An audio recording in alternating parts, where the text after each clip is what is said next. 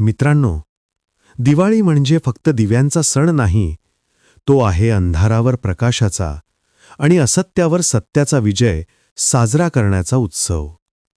हजारो वर्षांपूर्वी त्रेतायुगात भगवान श्रीरामांनी लंकेचा राजा रावणाचा पराभव करून माता सीता आणि लक्ष्मणासह 14 वर्षांचा वनवास पूर्ण केला आणि त्या महान विजयानंतर ते अयोध्येला परतले.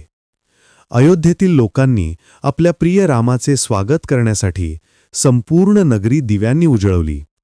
फुलांनी, तोरणांनी आणि आनंदाच्या जयघोषांनी शहर गाजवलं. आणि त्या दिवसापासूनच सुरू झाला दिव्यांचा उत्सव, दीपावली. पुढे महाभारताच्या काळात दिवाळी भगवान श्रीकृष्णांनी नरकासुराचा वध करून पृथ्वीला भयातून मुक्त केल्याच्या आनंदात साजरी करण्यात आली. तर वैदिक काळात ही दिवाळी होती पीक कापणीचा आणि नवीन वर्षाच्या स्वागताचा सण.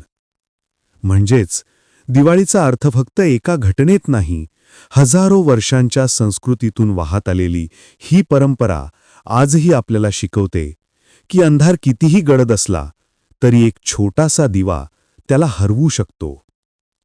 चला, या दिवाळीत प्रकाश फक्त घरात नाही तर आपल्या मनातही लावूया.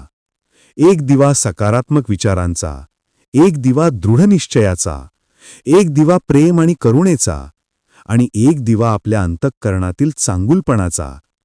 अशा मनोदिव्यांनी आपलं जीवन उजळून निघू दे.